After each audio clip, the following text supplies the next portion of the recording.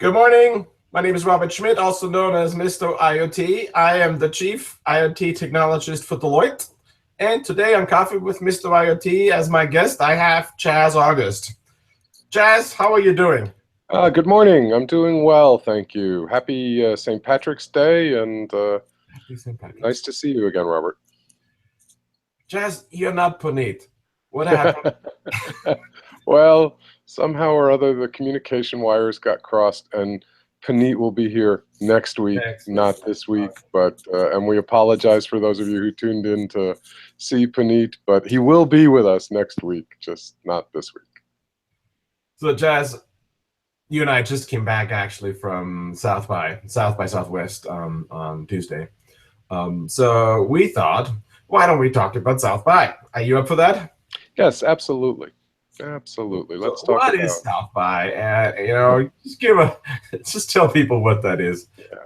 So actually, I think South by Southwest is just a brilliant idea. Okay, so I think it started as a music festival in Austin, and then somebody said, "Hey, we ought to have a film festival." So it became a music and film festival, and then the tech world said, "Well, yeah, but shouldn't there be like a tech part of it?" So now it's this 2.5 week long first a tech festival that kind of blends into a music festival that kind of blends into a film festival, and it's timed to be around spring break for all the University of Texas. So there's a lot of young people, there's a lot of energy. It's Austin's a great town anyway, and it's basically, I don't know, 10 days of what's new in tech, what's new in film, what's new in music, and very exciting. And Austin, and if you haven't been in Austin, Austin's a fun town to have this kind of big thing. And so that's really what South by is. And it's been going on now about 20 years. It's very, very successful. So I'm laughing because you're describing this in a really great way, South by, because it is fun. And then we kept ourselves locked in for 2 days. Yeah, well, we were there to work, but we didn't realize how hard we were going to have to work. So, really, Robert. For those of you who haven't seen it, you should go look up Robert Schmid online, or Robert Schmid at South by Southwest, or Ignite/South by Southwest, and look for Robert, because Robert did an amazing 5-minute presentation that is worth looking at. We talked about the IoT, The Internet of Baby Things. Yeah, IoT, but about having a baby and all the ways that IoT can help at the late pregnancy, straight through birthing, and bringing your baby home. So it was a very fun, different look at IoT. Yeah, so for the ones who want to know, we submitted an abstract for talking about IoT at South by. And South by said, no, thank you. And then came back a month later and said, hang on, can you talk at Ignite? And he said, it's 5 minutes, 20 slides. And I was like, piece of cake, let's do it. And so we thought, let's do something impactful. And I ended up settling on the story of my son, Sebastian, who was born 8 weeks early, and how the Internet of Things totally transforms the experience of both being pregnant, having a baby, and then coming home. And so it was 5 minutes. And I had no idea how hard this was going to be. Ignite's format is that you have to have 20 slides. They automatically forward every 15 seconds, and they turn you off after 5 minutes. Well, so, and they don't allow you to have notes.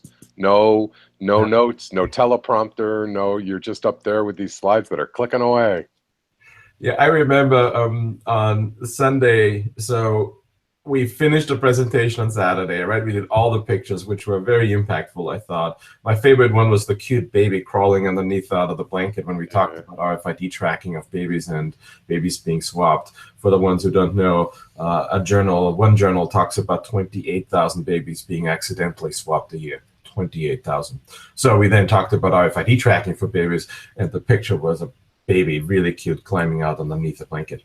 But the thing that's funny is that, we started practicing on Sunday, and when I went to bed on Sunday, I only really knew 4 of the 20 slides to talk about. So I woke up all night long, having in my head the first part of the 4th paragraph, which happened to be prek sense a belt of sorts.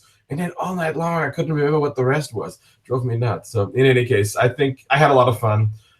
please check it out. It's the Internet of Baby Things, and it's just another example of what goes on at South by. There were some other interesting presentations, Chaz. Which ones stand out for you of the 1 hour of Ignite that we were part of? Well, a couple of them I've invited to come and be on the show here because there was a local Austin guy who runs actually a financial services business, but he likes to do extreme sports and things like that. And they invited him to climb a mountain for charity, and he did this 5-minute presentation on what he learned having not just a mountain, the tallest mountain in the Alps, right? And so what he learned from going from having never climbed a mountain to climbing this mountain, but not what he learned about mountain climbing, what he learned about what you need to do when you start a new endeavor, what you need, the ways to prepare, what kind of support you need. And he did it all in a very entertaining and insightful way, so that I felt like I'm never going to climb a mountain, but there were some really good ideas about starting an adventure that you don't really know the outcome of, and you may never have actually succeeded before. So I thought he was really good. His name is Brad Weinert. And did you invite him to come on the show in a couple of weeks? I did. And there was a woman. Didn't he also hobble in on? Yes, on crutches. Actually, so he's the guy who talks about climbing which Mont Blanc, right? Mont Blanc, yeah. And then he comes in on crutches, right? So anyhow. Actually, it was pretty funny because I asked him later, did you hurt yourself mountain climbing? And he said, would you like me to make up a good story? And I said, sure. And then he made up a really silly story. And then later he told me, no, he just rolled his ankle when he was doing something, and that's why he was on crutches. But he was funny. There was a woman there who was talking about in this flow, in this IoT flow of big data, there's a lot of concern, well, there's concern at least from consumers for sure, about privacy issues, privacy and security issues. And she was really talking about certainly marketing information, which could be collected divorced from personal information. And she was kind of looking at the flow of, is there a way so that you could give so that companies could get the usage feedback they need, the data they need to really improve products and improve services without actually having to collect personal data of yours, which if it got lost or stolen would be damaging to you. And I think that's a thing that companies need to be looking at. So I thought she made a really compelling presentation about it. Yeah, she was talking about blockchain, right? She had a blockchain, blockchain, and how blockchain allows you to keep profile data secure and locked up, and then have your preferences in a separate area and keep it secure that way, which I thought was interesting. I really have to say the one thing that kind of threw me is I have a real reaction to fear mongering. Yeah. Much of her early part was sort of like, "Ooh, be afraid. There's all this stuff." It was a little. I don't know. Yeah. I had a reaction on that, and I'm not sure if that was on purpose and intended, or if that was just me who sort of, pushes back on fear mongering. So it was interesting. Yeah, it's funny. I didn't really hear. If you're just joining us, I'm Robert Schmid, the Chief IoT Technologist for Deloitte, and you're watching Coffee with Mr. IoT. Today, I'm here with Chaz August, and we are talking about South by Southwest instead of Glassbeam. So Glassbeam will be next week if you're waiting for Puneet. Stay with us anyhow, but you'll see Puneet next week.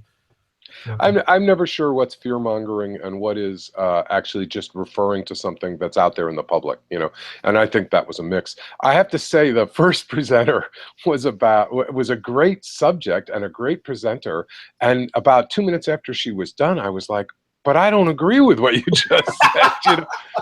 She was talking about, can government be innovative or sponsor innovation? That it seems like innovation needs nimble and needs less regulatory, and government is all about regulation and slowing things down. And she had been in local government and now was working as a lobbyist, and she was trying to make the case that entrepreneurial business and government can work hand in hand, and she was kind of laying out how that would work better. But the sort of a key piece of her presentation seemed to demonize the small minorities who are not being represented or feel like they're being run over. So I mean, at one point she was talking about Uber and Lyft, and really bashing them.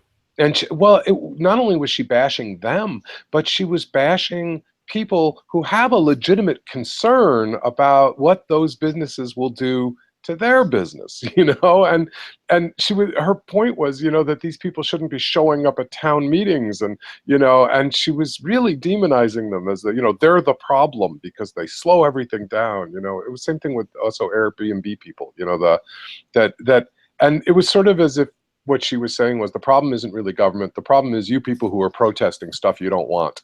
if you'll just stop protesting stuff you don't want, then we can be really streamlined. But she didn't really say it that way. She was very compelling until I thought about it afterwards, and then thought, what? Wait a minute. I had a full-on different reaction. I was just so impressed by the smoothness of how Yes. she did into the 5 minutes. And I wasn't the next one, fortunately, but the one after. And all I could think of was, oh my God, how is this going to look when I go? And I rewatched actually my own thing yesterday, which, you and I talked about this. Yeah. And it's hard to see yourself, but that was okay. I was glad that there was more excitement that came through than nervousness. So Yep. I'm lucky that often when I get excited, when I get nervous, it looks like excitement outside. So that was Ignite. What else did we see at South by that you thought was interesting? Beside that robot that was driven by a guy with a remote when he really wasn't. Yeah. They had about a 7-foot tall, what looked like a robot being controlled by a guy with a remote, except that I stood behind the robot and I'm looking and I'm noticing, no, that's a man in a robot suit, and the man's only about 5'5" or 5'6", and the rest of it is just this costume that they put over him. And I thought, really, that's kind of sad, actually, that what we're going to do here is we're going to pretend to have this technology. And I don't know if people noticed or not, but I found it, sort of like I'm going to go to the zoo to see a tiger, and instead I'm going to see a guy in a Tony the Tiger suit. That's kind of what I felt. The main floor of South by Southwest.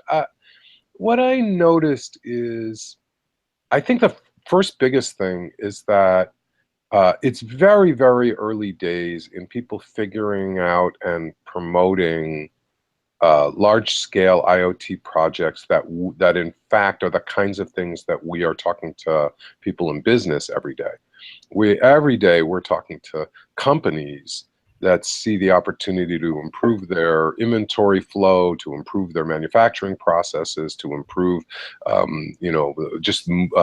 keeping track of employees, keeping track of material. I mean, there's a million use cases for IoT in business, but I was struck by how few there were still in kind of consumer. We talk about Nest, or we can talk about the wired home, the internet home, the IoT home. We can talk about a little bit of hospital, a little bit of patient stuff, fitness, Fitbits, but really, and a lot of gaming, the virtual reality, augmented reality, multiplayer, massive multiplayer, but really that's about it. There was very little exciting stuff outside of those areas, for me at least. That's what I saw. I think what occurs to me when you talk about this is that how so much of solutions today are very vertically integrated, right? It goes from the device that you wear all the way back down to how you look at it and how you analyze it. And they are these very thin silos that are almost no broken, right? In healthcare, they try to break it a little bit with different health kits. In fitness, they try to do this by connecting them a little bit. But even there, I tried to connect some of my Fitbit stuff with other stuff. It's spotty at best. And so they're very narrow, very narrow, but very vertically integrated. And we see something similar in the industrial side too. This idea that you let the consumer or the enterprise, the customer, do the last mile. That's a bit of a flawed concept right now. There's great platforms out there, but sort of you need to go and jump that last mile. So I think that's interesting. And I think we see that when we go on any show floor, right? Particularly on these shows. I have to admit that for me, in general, you talk about products. We had in our the Internet of Baby Things, I think 10 different products, right? There was Prexens and Bloom Life, both devices to help before the baby is born. Then we had a bunch of things in the hospital. Then we had a bunch of things after the hospital, right? So there were about 10, but none of them really talked to each other, right? So the convergence at the end we talked about was really what's coming next. Right. But I really missed more IoT things on the floor. Yeah. Probably not the right conference for this, but yet I thought South by was really a great place to go. Well, I'm not sure it's so. I want to say it's not an industrial conference, so in that sense, it's not the right show to go to.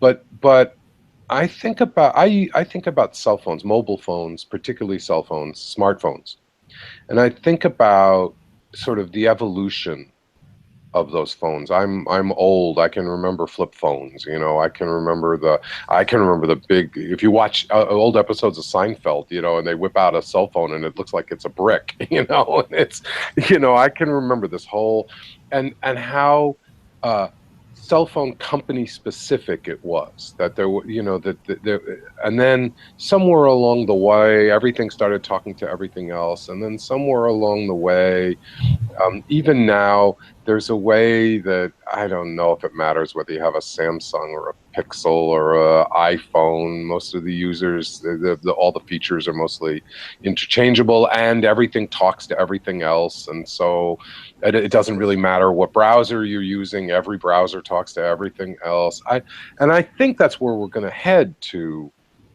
But I think right now people are just trying to develop the equivalent of a good smartphone. You know, they're trying to come up with VR that actually isn't clunky and doesn't require you to carry a backpack. And you know, they're trying backpack and VR. Remember what we saw? Yeah. Interesting. They had looked like a cage. It was big. It was probably 15 by 15 feet.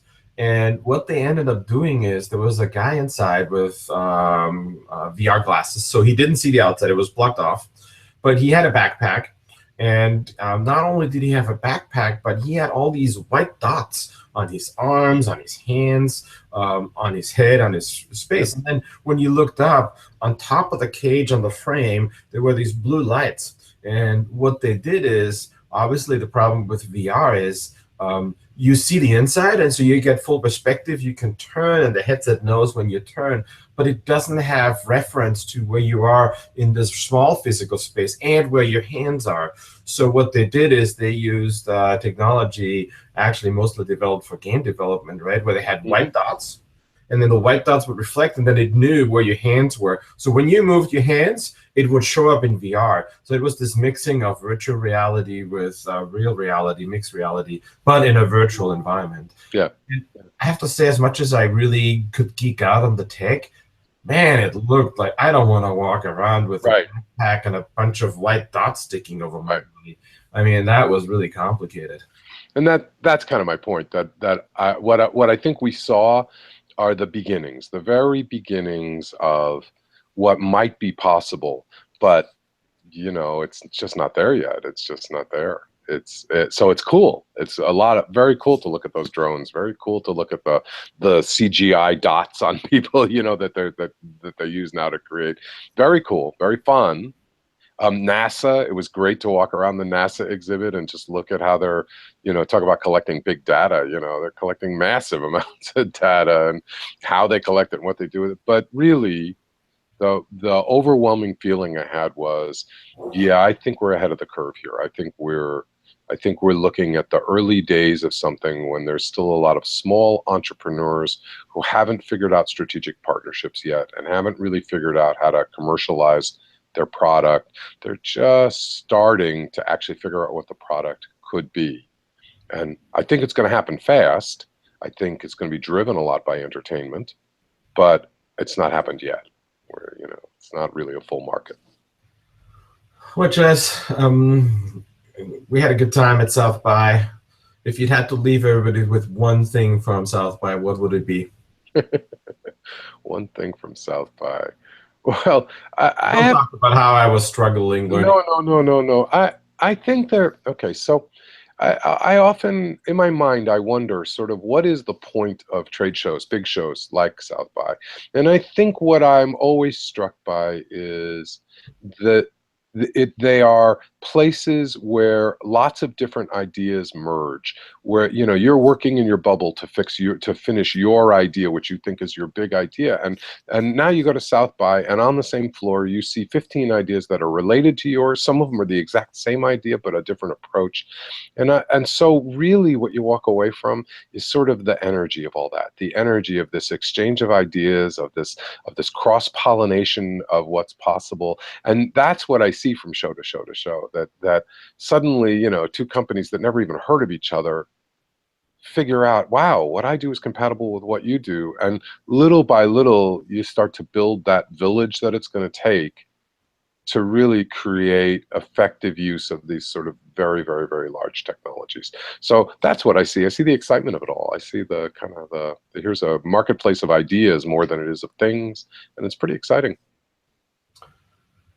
Yeah, I think before I close, I also think that some of what you talk about, there is a bit of a generational shift.